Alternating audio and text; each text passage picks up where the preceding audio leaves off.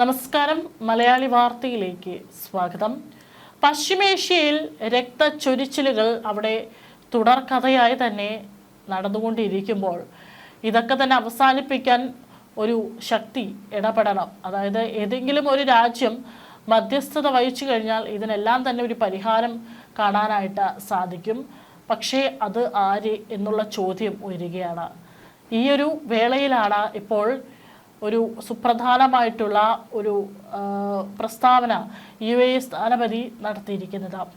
പശ്ചിമേഷ്യ യുദ്ധം അവസാനിപ്പിക്കാൻ ഇന്ത്യൻ പ്രധാനമന്ത്രി നരേന്ദ്രമോദിയുടെ ഒരു കോൾ മതിയെന്നാണ് ഇന്ത്യയിലെ ആദ്യ UAE സ്ഥാനപതി ഹുസൈൻ ഹസൻ മിർസ പറഞ്ഞിരിക്കുന്നത്. പശ്ചിമേഷ്യൻ വിഷയത്തിൽ ഇന്ത്യയുടെ നിലപാടിനെ കുറിച്ച് സംസാരിക്കവെയാണ് ഹുസൈൻ മിർസ ഇക്കാര്യങ്ങൾ തുറന്നു പറഞ്ഞത്.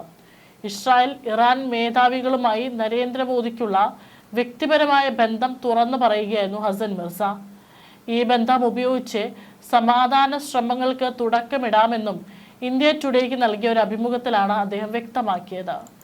ഇന്ത്യയുടെ ശക്തമായ നയതന്ത്ര നിലപാടും മോദിയുടെ ഇടപെടലും പശ്ചിമേഷ്യയിലെ സംഘർഷം ലഘൂകരിക്കാൻ സഹായിക്കുമെന്നും അദ്ദേഹം കൂട്ടിച്ചേർത്തു. ലോക നേതാക്കൾക്കിടയിലുള്ള മോദിയുടെ സ്വാധീനവും ബന്ധവും ഇത്തരം വിഷയങ്ങളിൽ നിർണായകമാണെന്നും UAE അംബാസിഡർ പറയുന്നു. ഇന്ത്യ മഹത്തായ രാജ്യമാണ്. ഇന്ത്യയുടെ പ്രൊഫൈൽ അത്രയും മികച്ചതാണ്. ഒരൊറ്റ ഫോൺ കോളിലൂടെ മാത്രം വലിയ മാറ്റം കൊണ്ടുവരാനാകും. ഒറ്റ കോൾ മതി. മോദി ഒന്ന് ഇസ്രായേലിലേക്കും ഇറാനിലേക്കും വിളിച്ചാൽ അവിടെ തീരും യുദ്ധമെന്നും ഹസൻ മിർസ പറയുന്നു.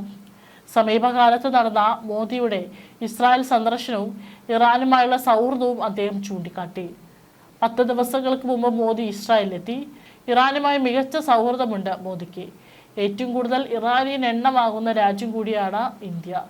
അതുകൊണ്ട് തന്നെ അദ്ദേഹത്തിൻ്റെ ഒറ്റ കോളിലൂടെ ഈ പ്രതിസന്ധിക്ക് പരിഹാരമാകുമെന്നാണ് മിർസ പറഞ്ഞിരിക്കുന്നത്. ഇന്ത്യയുടെ വികസനത്തിൽ പതിറ്റാണ്ടുകളായി മികച്ച പങ്കാളിയാണ് UAE എന്നും അവിടെ ഇന്ത്യൻ ജനതയുടെ വലിയൊരു ഭാഗം ജനതയാണ് താമസിക്കുന്നതെന്നും മിർസ ഓർമ്മിപ്പിക്കുന്നു. UAEയിലുള്ള ഇന്ത്യൻ ജനതയുടെ രക്ഷയ്ക്കായി നേതൃത്വം ഇടപെടുമെന്ന് തന്നെയാണ് പ്രതീക്ഷിക്കുന്നതെന്നും അദ്ദേഹം പറയുന്നു. 35 ലക്ഷത്തോളം ഇന്ത്യക്കാരാണ് UAEയിലുള്ളതെന്നും അഭിമുഖത്തിൽ മിർസ പറയുന്നു. അതേസമയം തന്നെ ഇറാനെതിരായി UAEയുടെ മണ്ണിൽ നിന്നും പ്രവർത്തിക്കാൻ ഒരു സംഘത്തെയും അനുവദിക്കില്ലെന്നും അക്കാര്യത്തിൽ ഉറപ്പ് നൽകാനാകുമെന്നാണ് UAE സ്ഥാനപതി ആവർത്തിക്കുന്നത്. സമാന നിലപാടാണ് കുവൈറ്റിനും ഖത്തറിനുമുള്ളതെന്നും മിർസ. പശ്ചിമേഷ്യൻ സംഘർഷം 10ാം ദിവസത്തിലേക്ക് കടന്ന വേളയിലും ഇറാന്റെ ഭാഗത്തു നിന്ന് UAE ആക്രമണം നേരിടുകയാണ്. ഇറാന്റെ ഡ്രോൺ മിസൈൽ ആക്രമണങ്ങൾ പലതും UAE തടഞ്ഞെന്നും ഹുസൈൻ ഹസൻ മിർസ പറയുന്നു. അതിനിടെ ബഹ്റൈനിലെ മനാമയിൽ പുലർച്ചെ ഇറാൻ നടത്തിയ ആക്രമണത്തിൽ ഒരു സ്ത്രീ കൊല്ലപ്പെട്ടു. നിരവധി പേർക്ക് പരിക്കേറ്റു.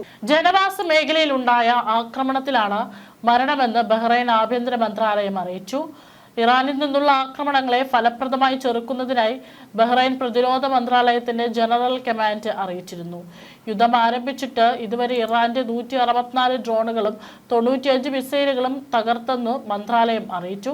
സാധാരണ ജനങ്ങളെയും സ്വകാര്യ വസ്തുക്കളെയും ബാലിസ്റ്റിക് മിസൈലുകളെയും ഡ്രോണുകളും ഉപയോഗിച്ച് ആക്രമിക്കുന്നത് രാജ്യാന്തര നിയമത്തിന്റെയും മനുഷ്യാവകാശങ്ങളുടെയും ലംഘനമാണെന്നും പ്രദേശത്തിന്റെ സുരക്ഷയ്ക്കും സമാധാനത്തിനും അത് ഭീഷണിയാകുമെന്നും പ്രതിരോധ മന്ത്രാലയ പ്രസ്താവനയിൽ അറിയിച്ചു. ഇറാൻ, ഇസ്രായേൽ, അമേരിക്ക യുദ്ധസമാന സാഹചര്യം ഉണ്ടായിരിക്കുന്ന പെട്രോളിയം ഉൽപ്പന്നക്ഷാമം ഭാരതത്തിൽ പാചകവാതക മേഖലയെ ബാധിക്കാതിരിക്കാൻ എസ്മ പ്രഖ്യാപിച്ചിരിക്കുകയാണ്. മോദി സർക്കാർ കരുതൽ പ്രവർത്തനങ്ങളുടെ ഭാഗമായിട്ടാണ് ഇപ്പോൾ എസ്മ പ്രഖ്യാപിച്ചിരിക്കുന്നത്. അതായത് അവശ്യ സേവന പരിപാലന നിയമം, എസൻഷ്യൽ സർവീസ് മെയിൻ്റനൻസ് ആക്ട് എന്നത് ഗതാഗതം, ആരോഗ്യം, വൈദ്യുതി, വെള്ളം തുടങ്ങിയ സുപ്രധാന മേഖലകളിലെ ജീവനക്കാരുടെ പണിമുടക്ക് തടയാൻ സർക്കാർ പുറപ്പെടുവിക്കുന്ന നിയമമാണ്. ഇത് പ്രഖ്യാപിച്ചാൽ സമരം ചെയ്യുന്നത് നിയമവിരുദ്ധമാവുകയും ജീവനക്കാർക്ക് പിരിച്ചുവിടൽ അടക്കമുള്ള ശിക്ഷാ നടപടികൾ നേരിടേണ്ടി വരികയും ചെയ്യും. LPG സിലിണ്ടർ ബുക്കിംഗ് ഇടവേള 21 ദിവസത്തിൽ നിന്ന് 25 ദിവസമായി സർക്കാർ നീട്ടി.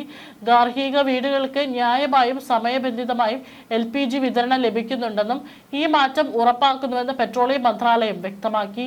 ചില ഉപഭോക്താക്കൾ അനുവദനീയമായതിലും വളരെ നേരത്തെ തന്നെ സിലിണ്ടറുകൾ ബുക്ക് ചെയ്യുന്നുണ്ടെന്നും ഇത് ചില മേഖലകളിൽ ക്ഷാമത്തിനും സാധ്യത സൃഷ്ടിക്കുന്നുണ്ടെന്നും ഉദ്യോഗസ്ഥർ ചൂണ്ടിക്കാട്ടി. ഗാർഹിക ഉപഭോക്താക്കൾക്ക് എപ്പോഴും മുൻഗണന നൽകും, വിവിധ മാധ്യമ റിപ്പോർട്ടുകൾ ഉദ്ധരിച്ച് സർക്കാർ വൃത്തങ്ങൾ പറഞ്ഞു.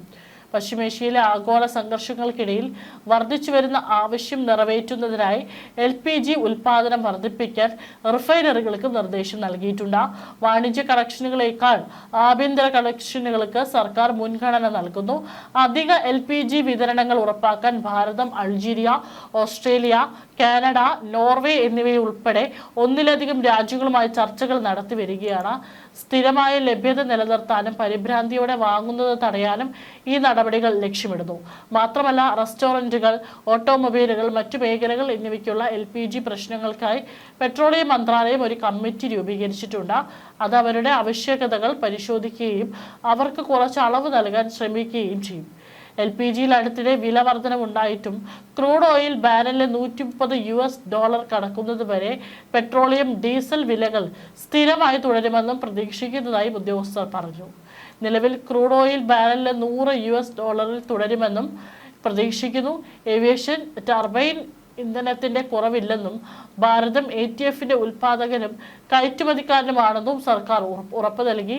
ഊർജ സുരക്ഷ കൂടുതൽ ശക്തിപ്പെടുത്തുന്നതിനായി ഹോർമുസ് കടലിടുക്കിനപ്പുറം ബദൽ ക്രൂഡ് ഇറക്കുമതി മാർഗങ്ങൾ അധികൃതർ പര്യവേക്ഷണം ചെയ്യുന്നു.